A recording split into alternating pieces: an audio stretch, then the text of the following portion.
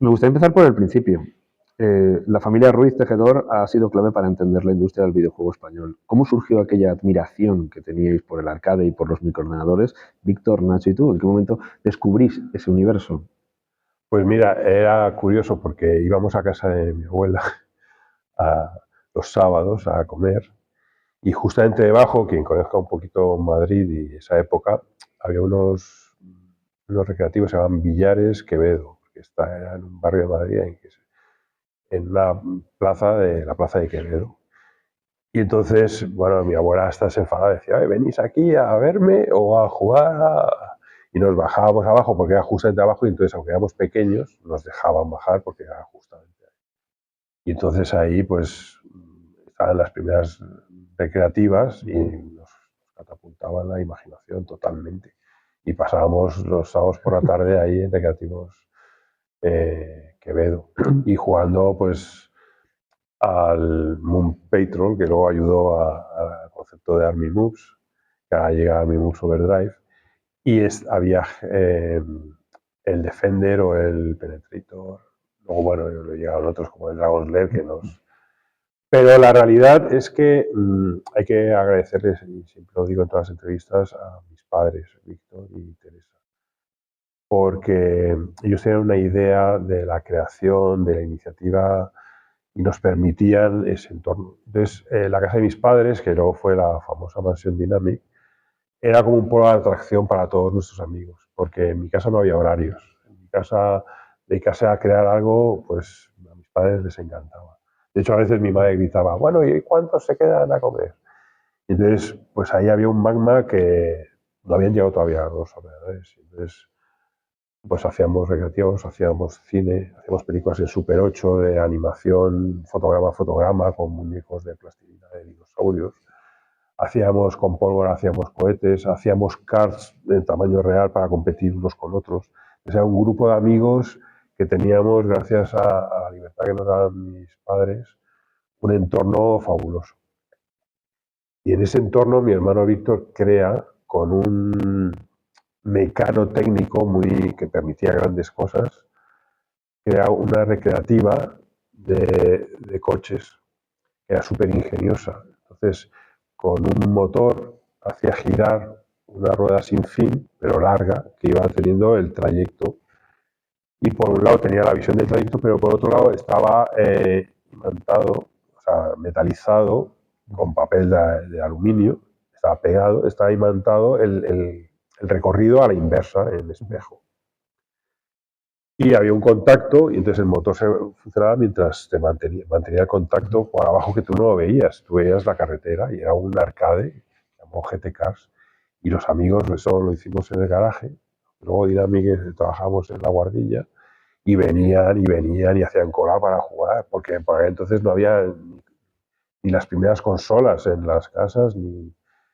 Entonces cuando llega el ZX81, pues pasamos ese arcade artesanal a videojuego.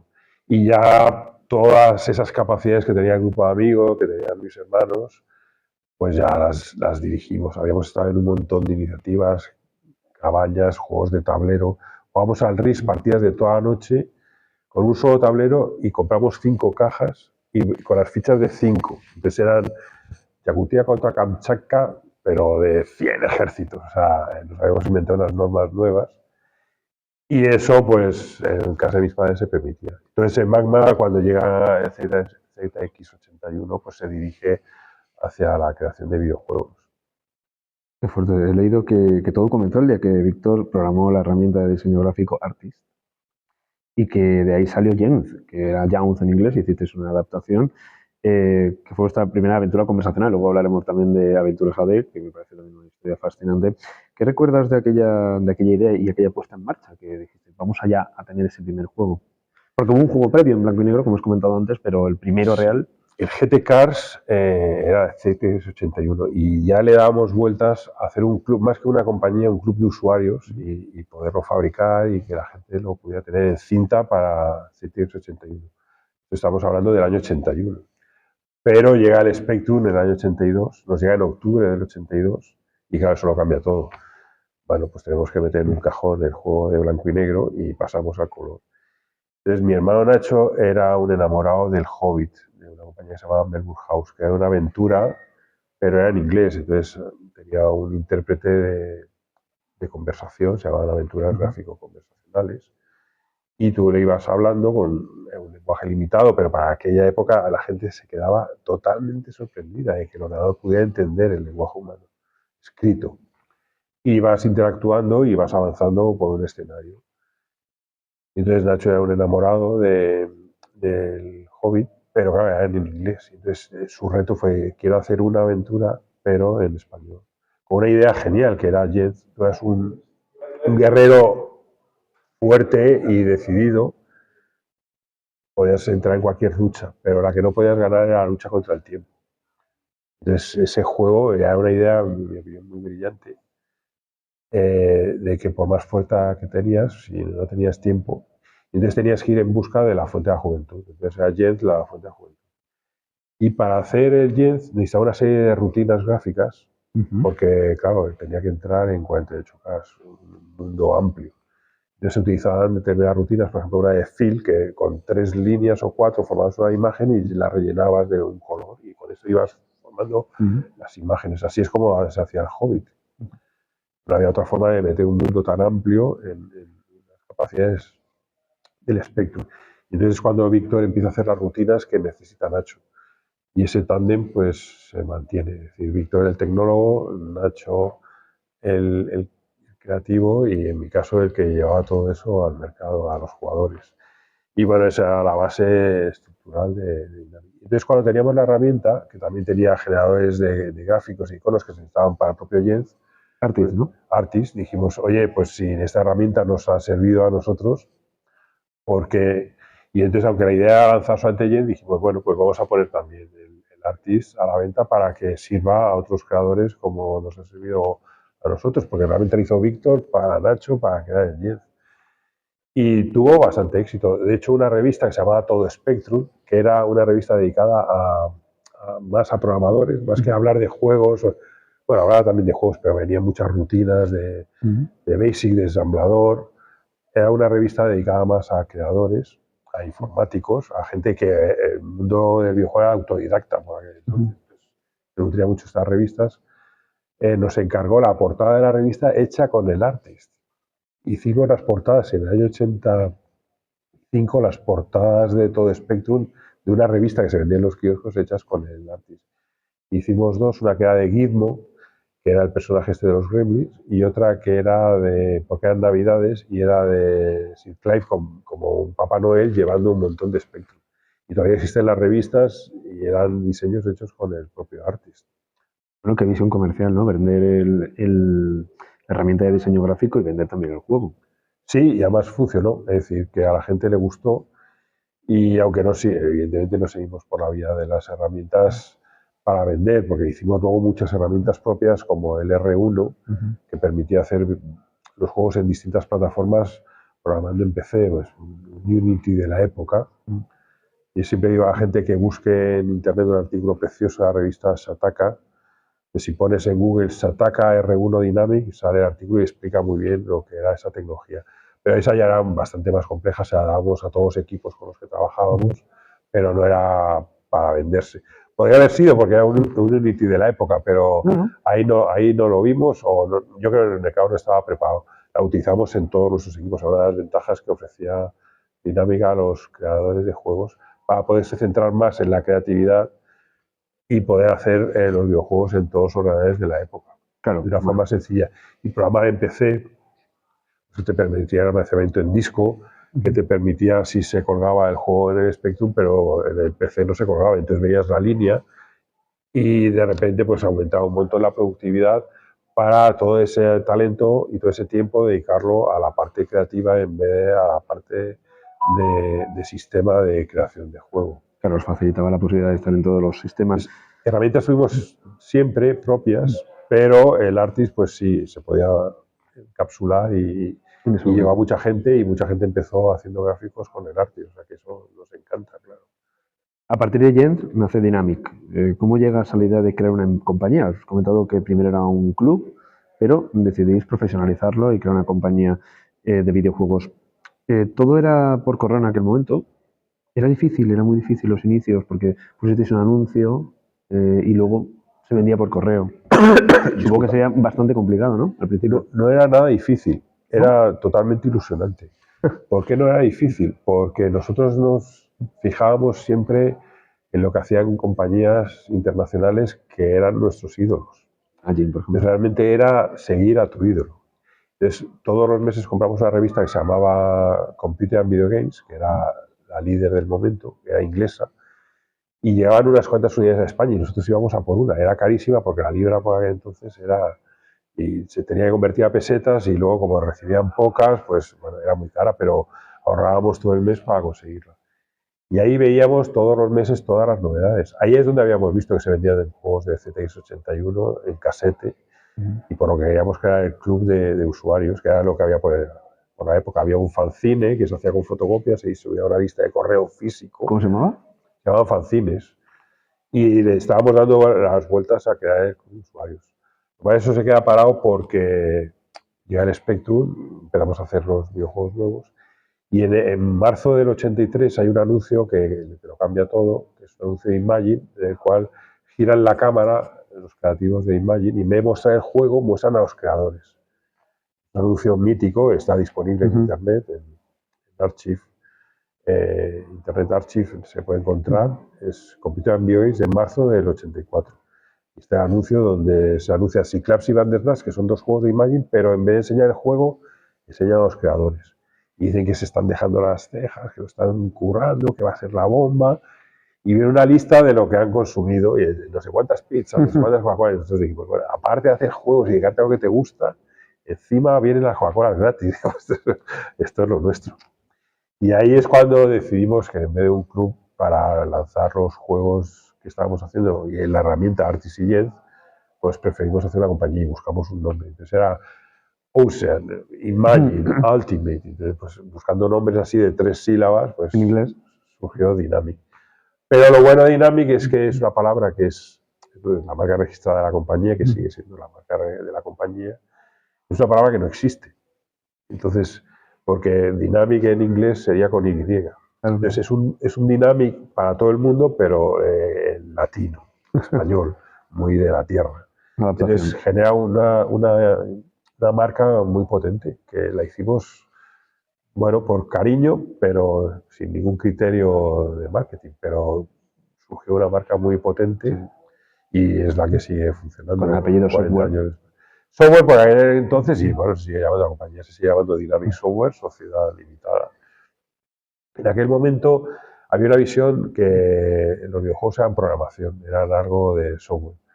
Y no se entendía la parte de hardware, no se entendía casi ni la parte de los grafistas. Los importantes eran los programadores. De hecho, se decían programador de videojuegos y era el creador y podías ser a lo mejor, en mi caso era productor, me decían, tú eres programador de videojuegos, yo no soy productor, pero bueno.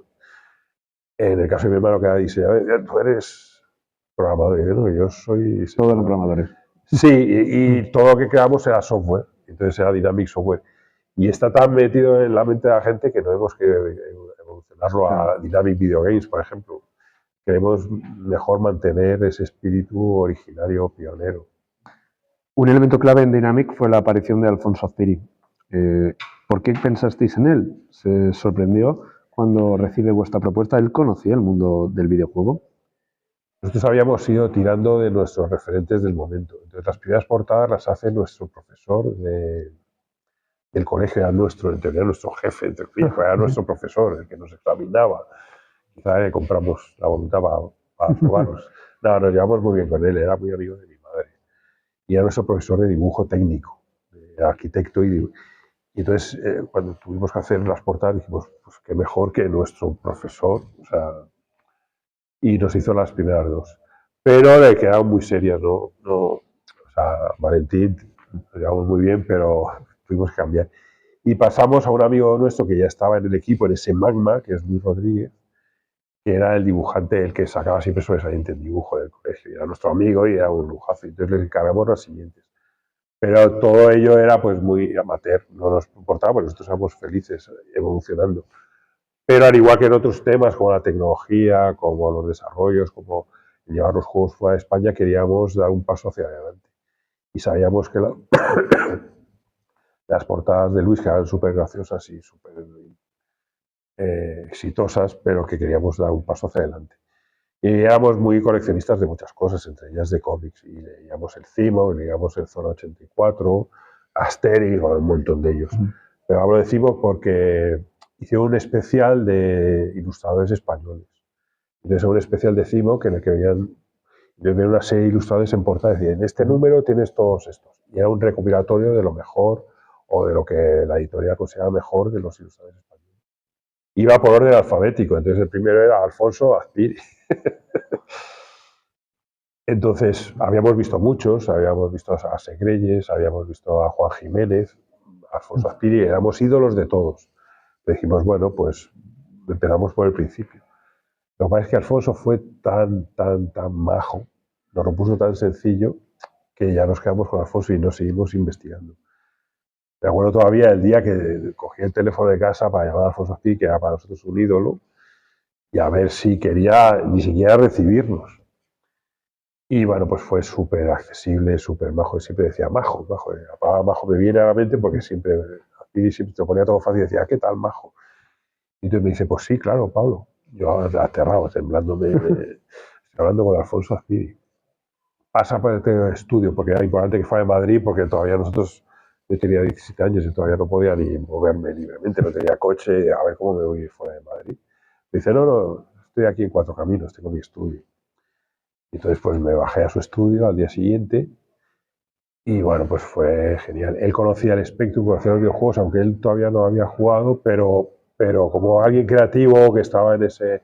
Él manejaba mucho la música, aparte del dibujo, o sea que era un hombre muy creativo y manejaba muchos palos, manejaba muchas habilidades. Pero no había jugado ni había hecho nada para videojuegos. Entonces yo pues le dije, oye, ¿quieres hacer las portadas de nuestros próximos videojuegos? Estamos haciendo Abuse Symbol Profanation y habíamos llegado a un acuerdo con la gente sevillana de Álvaro Mateos de Arbit Soft para el Rocky. Y entonces le encargamos esas dos. Y ahí fue algo muy curioso que siempre cuento, porque yo llevaba 100.000 pesetas de la época en el bolsillo, que era un dineral, porque habíamos ido acumulando dinero para atrevernos a llamar a Alfonso. Y entonces, después de llegar a acuerdo de decir que sí, que quería hacerlas, que sabía lo que era Spectrum, que quería hacer portadas de videojuegos, nosotros encantados, les enseñó las cosas que queríamos hacer, el rock y la música, los gráficos, las ideas.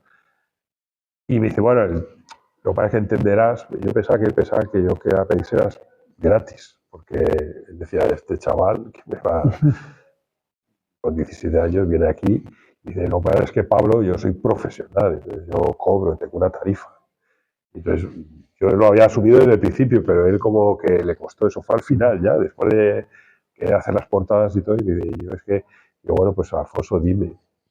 Me dice, yo es que cobro 25.000 pesetas por portada. Que era mucho dinero para la época, pero... Y nosotros habíamos ahorrado y decía, mire, te digo, menos mal que no le he dado los 100.000 de golpe, porque me hubiera salido el doble de caras. Entonces yo hubiera estado dispuesto hasta pagarle 50.000 por portada. Incluso más, pero tenía ahí para darle un primer pago. Y me dijo, pero no, cuando te entregue la portada me pagas, no va a hacer falta que me des nada ahora. Y entonces me volví a casa con el acuerdo con Alfonso y con las 100.000 pesetas en el bolsillo.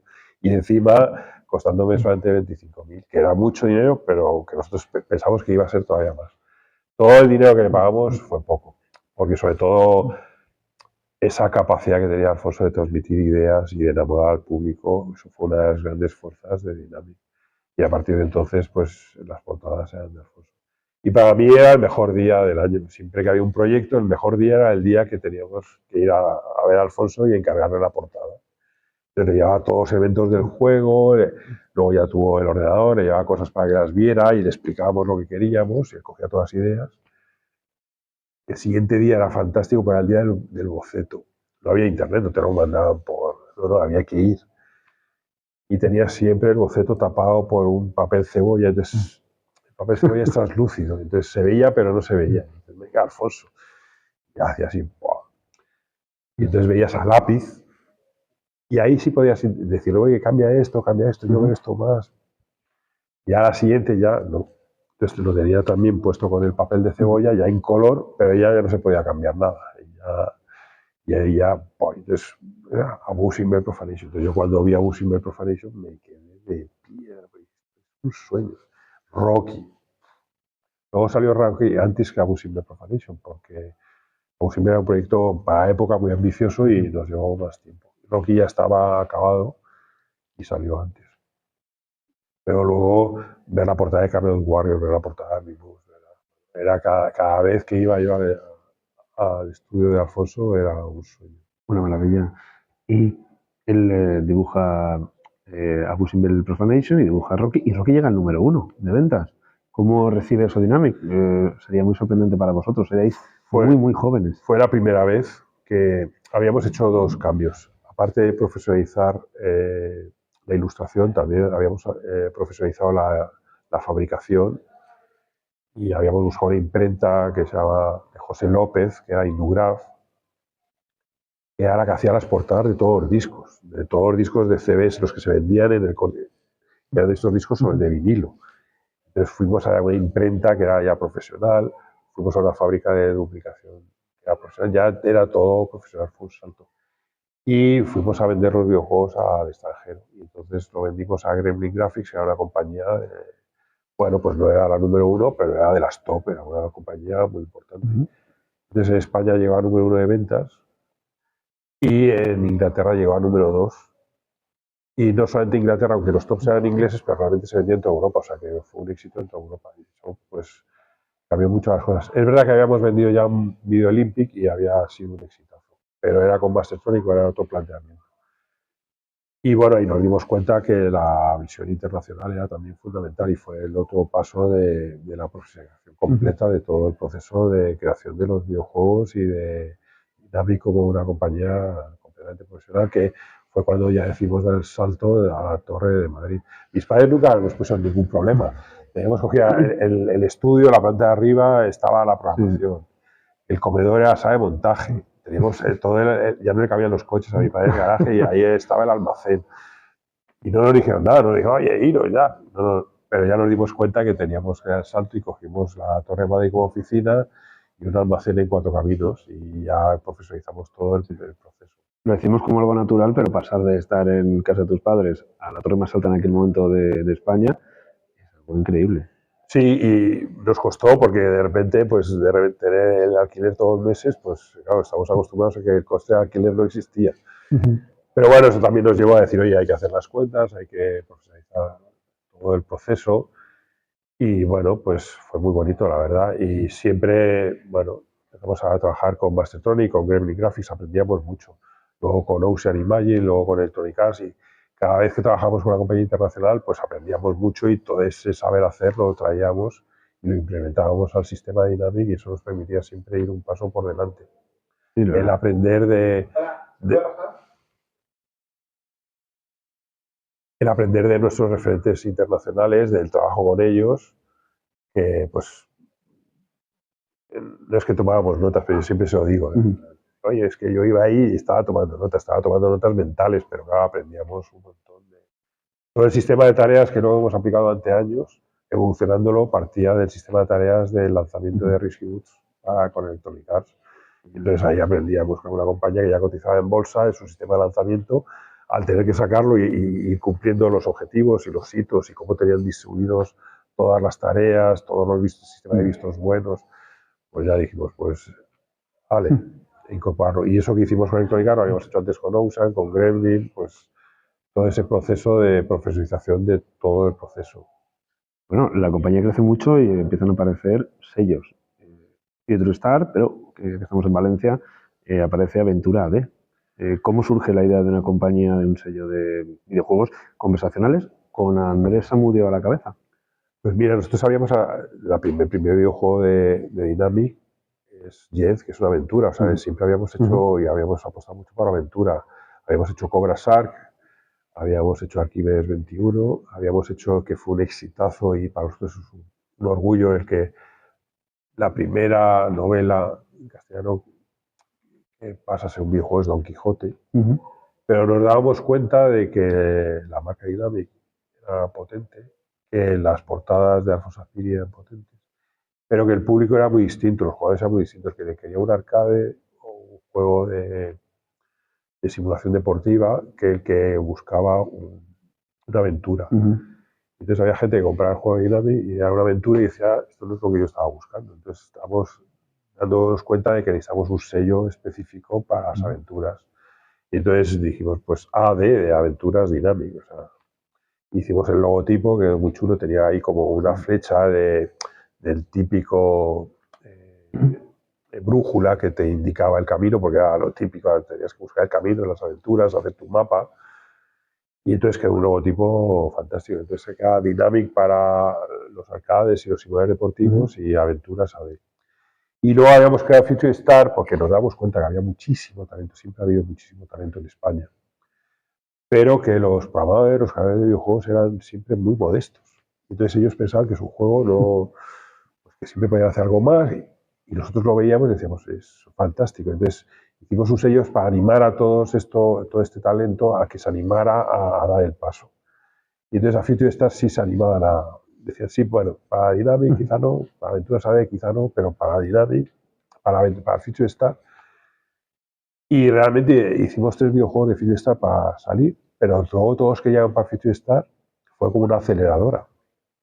Todos con determinados ajustes y determinadas mejoras, pues salieron con Dynamic. Entonces ahí está los Fantomas, los No Name, los Archimedes 21, pues todos llegaron para Future Stars, pero trabajando con ellos y haciendo un trabajo de lo que hoy se llama coaching y poniendo presupuesto para diseñadores, para músicos, para portadas, pues llegaron a ser.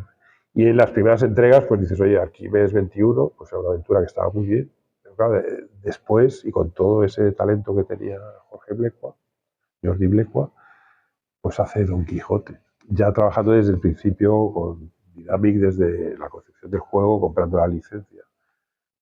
De Fantomas se pasa a Dusty. De Fantomas 2 a ser el programador dentro del equipo de Freddy Harvest. De No Name, en este caso, a ser el programador de Navy Moves, Ignacio Abril. Y trae de la mano a su hermano Carlos, que es una pieza fundamental en Dynamic, que trae el Fantis, pero que luego es el que utilizamos porque era el mejor programador que teníamos, una bestia, un tecnólogo también, es el que nos introduce en los 16 bits, el que decimos hacer Navy Moves en 16 bits.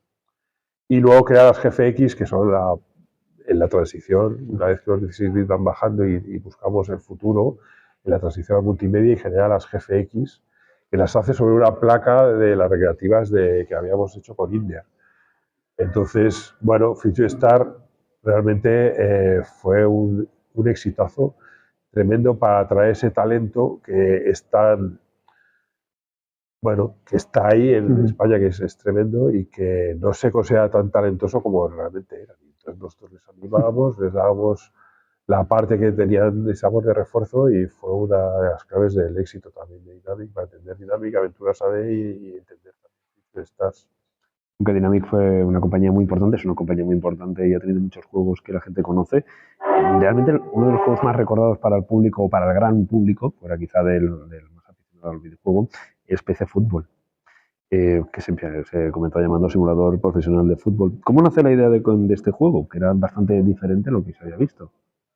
Bueno, pues ahí hay que entender que era un momento muy intenso para Dynamic. Es decir, los 8 bits ya habían pasado su tiempo, el 16 bit que habíamos dominado y nos había permitido vender mucho fuera de España con Electronic Arts, con Ubisoft, bueno, pero ya también venía, o se había visto que entonces había que ganarse el futuro. Entonces ahí estamos dándole vueltas al futuro. Entonces era un tema de decir, oye, ¿por dónde van a ir los videojuegos? Y pusimos en marcha 3 iniciativas. Por una parte las consolas, que era un tema que venía con mucha fuerza. Y ahí nos gustó mucho la Mega Drive y con nuestra relación con Electronic Arts hicimos Risky Goods para la Mega Drive. Venía de un juego de 16 bits, pero hicimos la versión de Mega Drive. Fue un exitazo. Luego hicimos Recreativas, que es de donde veníamos, y entonces unimos fuerzas con Inder, que era la compañía líder de pinballs. Y como fábrica de pinballs, querían hacer recreativas y nosotros como empresa de videojuegos queríamos hacer recreativas. Y hicimos las recreativas de Inder. Y aparte, como ya empezaba a ver los primeros PCs que tenían capacidad multimedia con la VGA y con el LabLib, gráficos y música, pues la tercera pata fue el multimedia. Con las consolas nos dimos cuenta que eran un poco conseguidas porque estuvimos un año haciendo cambios para conseguir visto bueno de Sega y eso a nosotros no nos gustó mucho. Y con Inder igual, ellos tenían una placa que no estaba basada en 68.000, que es la que nosotros queríamos, y bueno, veíamos que teníamos que pactar la placa, el videoprocesador. Y en cambio en PC era una plataforma libre que nos permitía hacerlo como queríamos. Entonces con las GFX que se habían creado en la placa de Inder por Carlos, unimos el Mitchell Football Master, que era nuestro simulador de fútbol, con una base de datos que permitía las GFX y al unificar todo eso surgió el primer producto multimedia, fue el simulador profesional de fútbol, que vendimos por primera vez en kioscos. Entonces, siempre queríamos llegar al mayor número posible de público y en este caso pues pudimos llegar a un público mucho más amplio al utilizar los kioscos que también nos permitían vender a un precio más económico, en aquel momento eran 2.995 pesetas. Bueno, fue una idea de marketing buenísima. Fichamos a Michael Robinson y con todo ese conjunto de cosas nos dimos cuenta que el nombre era un nombre derivado del pasado. El simulador profesional de fútbol era muy de 16 bits. Queríamos dar un salto. Entonces fuimos más a un concepto más fuerte que era, si es de PC y es fútbol, pues PC fútbol. Y entonces el simulador profesional de fútbol, que consideramos el PC fútbol 1.0, pasó a llamarse PC fútbol en el 2.0, aunque no lleva el 2.0, pero es la segunda. Claro. Y luego ya está el 3.0, el 4, el 5, el 6 y el 7. Hasta el 7, que es el último que hicimos, antes de vender, que Dynamic Software vendiera su parte en Dynamic Multimedia. Bueno, me haré muchas más preguntas, pero veo que van a haber un evento más. Es una lástima. Sí, claro, bueno, aquí está muy bien que tengáis toda la cantidad de eventos y he visto eventos de creación de videojuegos, sí, he visto eventos de novedades editoriales sobre el mundo retro. Está muy bien que Retro... Yo la llamo Retro Valencia, pero bueno. Debería llamarse Retro Valencia. Retropixels Málaga, Retropolis en Valencia, pues vaya teniendo cada vez un impacto más grande y toque todas las artes del retro.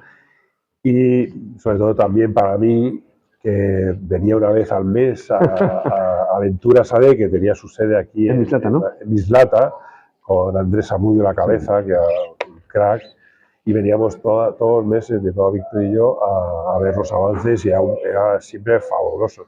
Llegar a Valencia, estar el fin de semana en Valencia y encima ver todos los avances que había hecho Andrés en sus aventuras. Primero fue la aventura original, Jabato, la aventura original y luego la trilogía de Ciután, que es Cozumel, la diosa de Cozumel y las dos entregas posteriores, que fue pues, la obra cumbre de Aventuras AD, todo un lujazo. Por lo cual queremos mucho a Valencia. Pues muchísimas gracias, Pablo. Ha sido un verdadero placer. Igualmente, un placer estar aquí con vosotros y espero que nos veamos el año que viene en Retropolis 26. Ojalá. Seguro.